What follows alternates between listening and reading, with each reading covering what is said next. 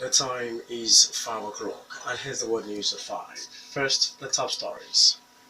Ogun State government set to raid unapproved drug stores in schools. More than 600,000 Nigerians migrated to EU countries last year. New party unveiled in Abuja as INEC receives 95 applications for registration. Acting president accuses corrupt people of waging media war against Buhari. Saudi Arabia, Bahrain, UAE close air, land and sea border to Qatar. Trump heightens attack on London mayor over terror attack. I am Tobi Joseph, bringing you the news in details shortly. The government has finalized arrangements to raid illegal pharmacies, patent medicine stores and drugstores in the state. Also to be targeted during the raid are open drug market operators and drug hawkers. Health Commissioner Dr. Babatunde Ipaye made this known in Abeokuta while inaugurating a task force to carry out the exercise, saying it is part of the ongoing campaign against medical quackery in the state. The commissioner expressed concern about the increase in the number of open drug markets, such as drugs hawking in the street, buses, and venues of social functions across the state. The ministry's director of pharmaceutical services, Olufemi Fafiolu, says the task force will extend its operations to every part of the state, including the remote areas and border towns. Meanwhile, Ogun State government has commenced an exercise to shut down illegal private nursery, primary and secondary schools in the state.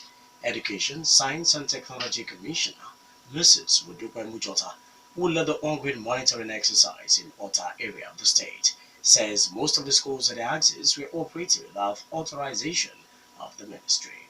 The commissioner ordered the closure of a tutorial located within a filling station along Ijoko Road, accusing the owner of the college of putting the lives of the students at risk. Mujota gives the proprietors of schools a shutdown 30 days to regularize their operation or face permanent closure. More than 600,000 Nigerians migrated to European countries through the Sahara Desert last year. Of the number, 27,000 died on the way. Former Nigeria's permanent representative to the UN, Martins Ohomobe, who made this known, said that close to 70% of those who died were graduates of Nigeria's tertiary educational institutions. The former envoy spoke on the issue during the courtesy call by the EU ambassador to Nigeria to Governor Boubacar Bagudu at the Kebbi State Government House in Benin Kebbi. The former Nigeria's envoy to the UN expressed concern about such migration of Nigerians when the country was not facing a civil war like Libya or Syria. The presidency has asked Indonesia to commute the sentences of Nigerians who are on death row in Indonesian prisons to life in jail. Some 11 Nigerians are said to be on death row in Indonesia's prisons, despite the execution of several Nigerian drug convicts in the Asian country. Foreign Minister Geoffrey Onyema made the plea in Abuja in a communique issued after its bilateral meeting with his Indonesian counterpart, Mrs. Retno Masodi. Onyema says Nigeria, in making the plea, appreciate the drug emergency situation in Indonesia. Legal Defense and Assistance Project says 16,500 Nigerians are being held in prisons in countries all over the world. In Asia, 120 Nigerians are facing death charges in prisons in China, as well as 170 in Indonesia, Thailand, Malaysia, and Vietnam, as well as 5 in Qatar, United Arab Emirates, and Saudi Arabia. Independent National Electoral Commission INEC says it has received 95 applications for registration as political parties. The electoral party chairman, Professor Mahmoud Yakubu, made this known to newsmen in Kaduna after declaring open a workshop on the review of INEC communication policy. Yakubu says the applications will be considered at the meeting of INEC on Wednesday in Kaduna. Successful applicants, he assured, will be announced later. Meanwhile, a new political party, Advanced People Democratic Alliance, ADDA, has been unveiled in Abuja. The chief promoters of the new political platform are PDP leader, Chief Raymond Okwesi, and former national chairman of the Labour Party, Dan Uwanyamu. The slogan of the new party, inaugurated at the Riaz Hotel in Abuja, is Stronger Together.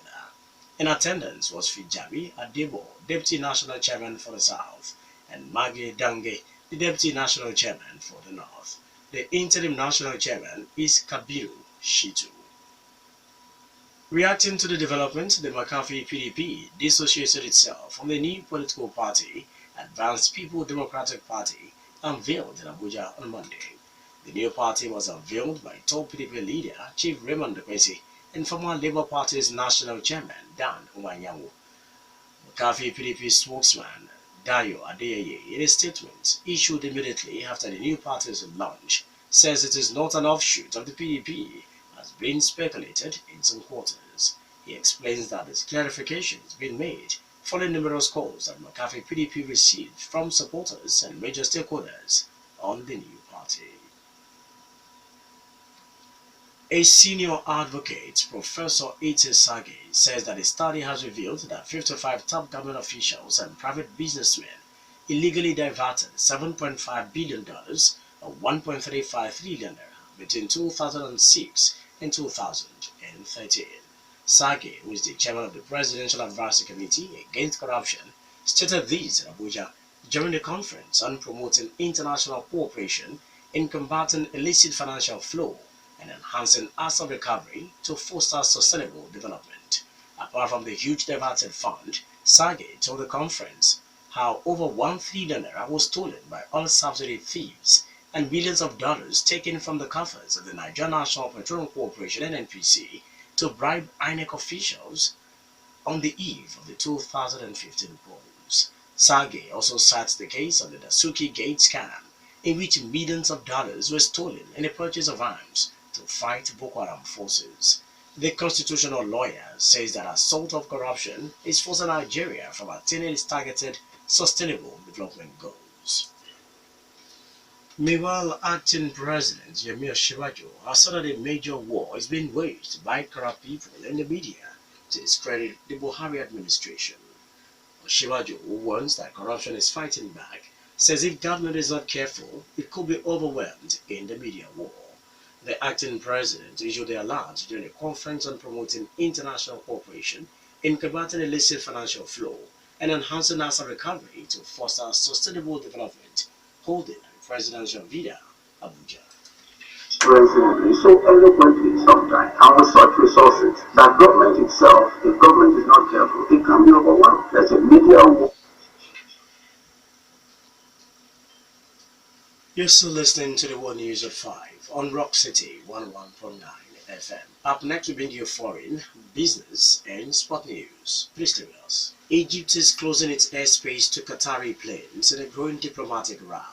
Also, Saudi Arabia, Bahrain, and the UAE closed all transport ties by air, land, and sea to Qatar. Several countries have cut ties with Qatar, accusing it of supporting terrorism in the Gulf region. Qatari nationals in Bahrain, Saudi Arabia, and the UAE have been given 2 weeks to leave. The UAE and Egypt expelled Qatari diplomats, giving them 48 hours to leave. Saudi Arabia closed down a local office of Al Jazeera, but said Qatari citizens will still be allowed to take part in the annual Hajj pilgrimage to Mecca. US President Donald Trump has again lashed out at London Mayor Sadiq Khan over his assurances to Londoners following Saturday's terror attack. He accused Mr. Khan of offering a pathetic excuse for saying there was no reason for people to be alarmed. Mr. Khan had in fact said people should not be alarmed by an increased police presence. After a vigil for the victims of the attack, Mr. Khan said he would not allow Mr. Trump to divide communities. His spokesperson earlier said he has more important things to do than respond to Donald Trump's ill-informed tweet that deliberately takes out of context the mayor's remarks. Mr. Trump's attacks on Mr. Khan have drawn condemnation from both sides of the Atlantic. His critics have accused him of being insensitive and twisting the mayor's words. Politicians in the UK on Monday called on the Prime Minister to withdraw the invitation for Mr. Trump's state visit later this year. In business, Nigeria's total debt stock has been put at 19.55 trillion naira as at March 31 this year, according to the Debt Management Office (DMO). The figure rose from 17.36 trillion naira as of December 31, 2016. DMO says the breakdown of the debt stock includes $13.30 billion, up from $11.4 billion on December 31, 2016. For the domestic debt, the figure drops to 11.97 billion naira from 13.58 billion naira on December 31, 2016. A breakdown of the domestic debt component showed that while federal government bonds was 8.178 trillion naira, Nigerian treasury bills is 3.6 trillion naira. Nigerian treasury bond was 191 billion naira, and the federal government savings bond 2.068 billion naira. Finally, in the world news at 5, sport news. Sunshine Stars coach Austin Eguavoen has expressed frustration at the referee's decision after his team's loss to Shooting Stars on Sunday. The former Nigerian international hints at leaving the Nigerian Football League scene. He told his fans not to be surprised if he walks away and do some other things and survive with his family. Ajani Ibrahim scored 7 minutes into the match to hand the home side the win, while Sunshine Stars Ibitimi Agogo had a goal ruled out just before the break. Eguavoen warns that such questionable calls from referees are reasons why he decided to stay away from the Nigerian leagues. The former Super Eagles coach says that it is only him and Ike Shoromo from their set to the Super Eagles that are now left in the Nigerian league. He pleads that few of them that remain in the league should be allowed to do their job so that people can judge if they understand the game or not.